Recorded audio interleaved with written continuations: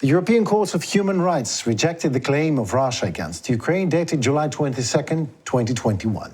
Russia submitted an international complaint on 10 groups of accusations accusing Ukraine of the death of civilians in 2014, the MH17 disaster, shelling of Russian territories, and discrimination against the Russian-speaking population. I'll remind you that Russia had deliberately terminated any cooperation with ECHR in March 2022 and ceased to be a member of the Council of Europe and denounced the Convention of Human Rights.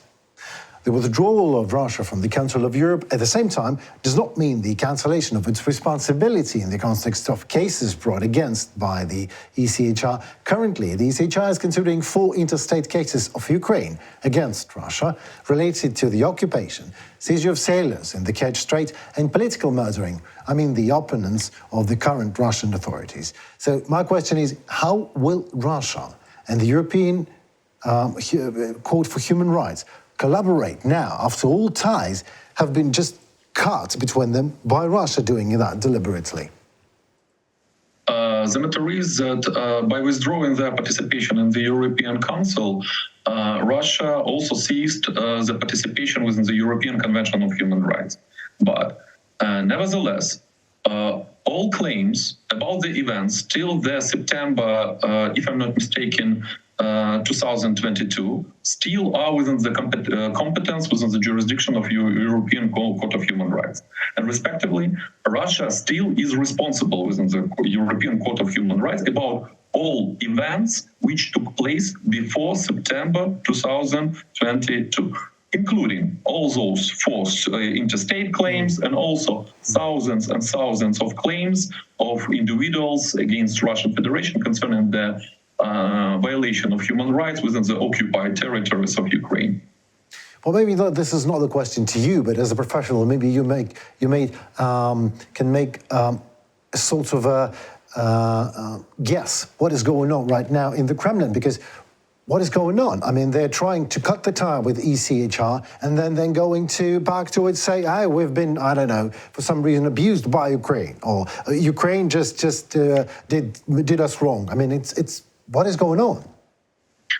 This claim was brought by Russia in 2021, if I'm not mistaken. And the main reason why European Court of Human Rights rejected this claim, because Russia, how to say in legal terms, did not appear before the court. So they actually presented claim, and then they provided no documents in confirmation of their claims. On these procedural reasons, that's why this claim was stopped. But nevertheless, we have 4 claims of Ukraine, which are still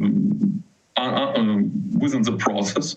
And what is important with this context, I would like to mention the decision of European Court of Human Rights on one of the interstate claims of Ukraine against Russia. And in accordance to this, it was a decision on admissibility of Ukrainian claim.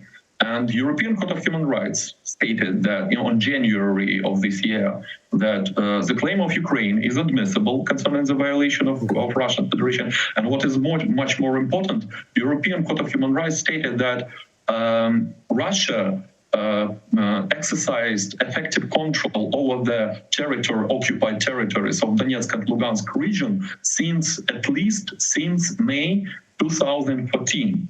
So this is direct confirmation of the European Court of Human Rights that actually there is no such institutions as Donetsk People's Republic or Lugansk People's Republic. All these territories were under the effective control of Russian Federation since 2014. This is some kind of preliminary win of Ukraine within the processes in European Court of Human Rights. Okay, I'll take that as an answer. What next? What does it mean for Ukraine and for the world? For Ukraine, it means that thousands of claims, of individual claims, which were brought within the European Court of Human Rights, they were postponed because the European Court of Human Rights was not sure to whom address these claims, to Ukraine against Ukraine or against Russia. Now, after this interstate dispute, it became clear that all those claims are to be addressed against Russia. And respectively, all claims concerning the violation of human rights within the occupied territories, if they were against Ukraine, now they are terminated, and if they are redirected against Russian Federation. If I'm not mistaken, last calculations, they are very preliminary. It is about 8,000 individuals' claims. What about the abduction of Ukrainian children? Is that one claim from the country, or there will be tens of thousands of individual claims against Russia in European Court for Human Rights for abducting children in Ukraine? Yes. First of all, there is interstate claim about this, and also individual claims, of course. For the individual, it is possible to, and I'm sure that within the European Court of Human Rights, there are such claims. But of course, the question of children is much more complicated question, and it is much more sensitive question, which needs protection not only under the European Court of Human Rights, but also under the all other institutions of international law. For instance, International Criminal Court, within its investigation concerning the aggression of Russian Federation against Ukraine, grant arrest warrant against Vladimir Putin and Maria Lvova-Belova concerning the deportation of children from Ukraine to Russian Federation. And in accordance to the International Criminal Court and in accordance to this arrest warrant, it was granted, and these actions are considered as war crime.